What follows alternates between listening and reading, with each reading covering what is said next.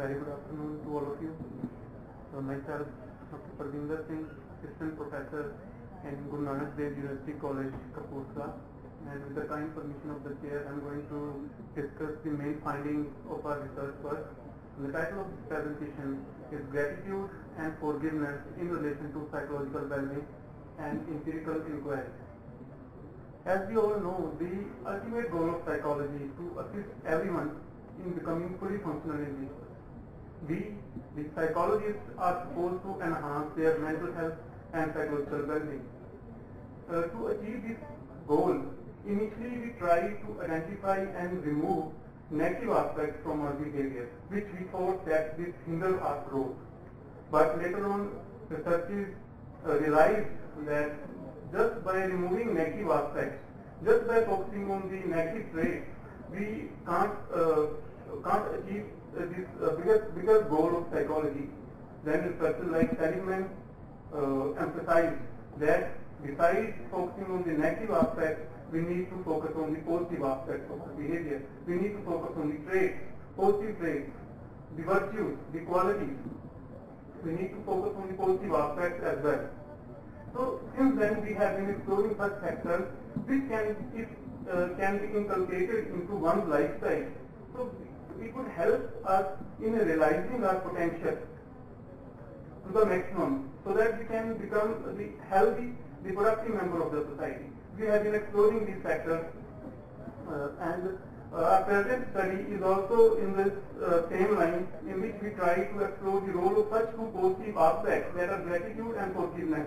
We try to explore the role of gratitude and forgiveness in regulating psychological well-being of the individual. Before going to the findings, let me introduce these concepts very briefly. What is gratitude? Gratitude is appreciation experienced by individuals when somebody does something kind or helpful for them. It's a sense of thankfulness. It's a joy in response to receiving a gift. A gift may be any tangible or any service. Gratitude, to be grateful, you don't need to say thank you. Gratitude is not just saying thank you. It's an experience. You experience, it's an appreciation. You experience when somebody does any favor to you. You don't need to say it.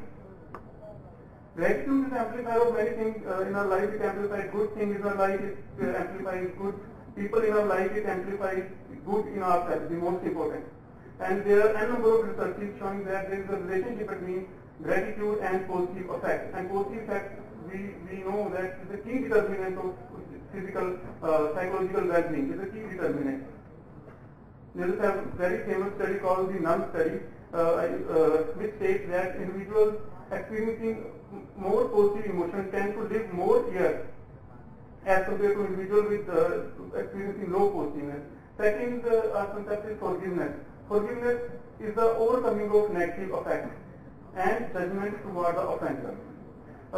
Forgiveness is a process of reducing one's negative motivation toward a transgressor and restoring one's positive benevolent motivation regarding the transgression. Forgiveness, again, it's not forgetting, it's not denying, or it's not a justifying person's action.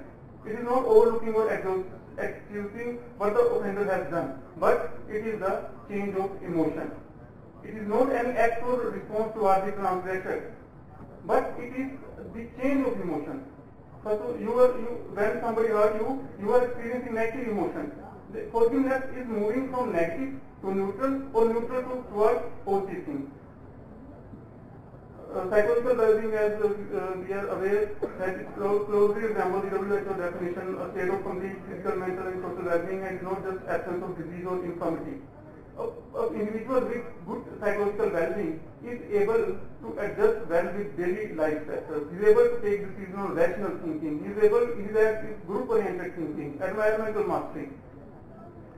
As I have mentioned in my slide, that there is a link between gratitude, forgiveness and psychological well-being.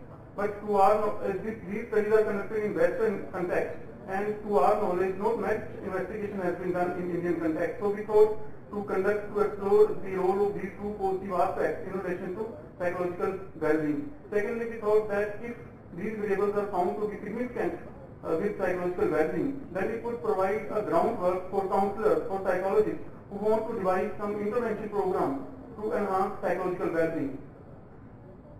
The primary objective of this study was to explore the relationship between gratitude, forgiveness, and psychological well-being, and it was hypothesized that these three variables would be related to each other, and gratitude and forgiveness would be significant predictor of psychological well-being. To test these hypotheses, 100 participants were taken with equal number of male and female from different districts of Punjab. The mean age came out to be 24.85 years. And these participants were administered gratitude courses by Metalab 2002, the latest version of TRIM 18, that is TRIM 18, and the psychological well-being was attached with the help of scale of psychological well-being by RIF 1995. So after completing the questionnaire, data was analyzed using correlation and regression analysis. As you can see the correlation table, and the last line, the psychological well-being has been found to be significantly associated with forgiveness and gratitude. There are three sub-dimensions of forgiveness, that is revenge motivation, avoidance motivation, and benevolence motivation. Psychological well-being is negatively correlated with revenge motivation. Those who experience revenge motivation, those who want to take revenge, tend to have lower psychological well-being. And secondly, benevolence, who want to care, who want to show love to others, who want to show concern for others, they are more psychologically healthy than others. Gratitude has also been found to be significantly related to psychological well-being. Those who experience gratitude tend to have better mental health. Same results can be found in regression analysis, where we can see the regression motivation, benevolence motivation, and gratitude motivation are found to be significant predictor of psychological well-being, and they all together are causing around 34% variation in psychological well-being, and individually revenge motivation is the most important significant predictor, which is causing around 16.4% variation. So why these results are like this? Why gratitude and forgiveness are related to psychological well-being? There is a link behind it, that gratitude and forgiveness are nothing but positive effects, positive emotions. And positive emotions are found to be related with better functioning, both mental and physical.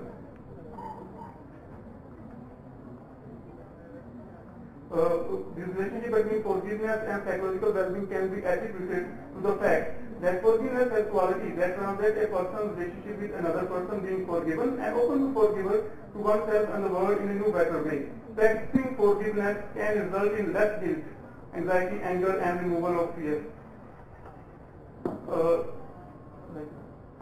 This present study strongly support our assertion that gratitude and forgiveness are significantly related to psychological well-being, and if counselors can devise any program in which they can manipulate gratitude and forgiveness to one or the other way, then changes in psychological well-being is definitely expected.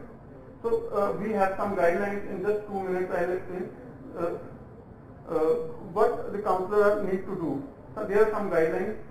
The clients need to be trained that their goal in life must be to have peace, love, and harmony in relationship. They need to choose consciously to forgive. And most importantly, I personally believe that our goal must be to be happy rather than right. We all are striving to prove ourselves to be right, but goal must be to be happy rather than right.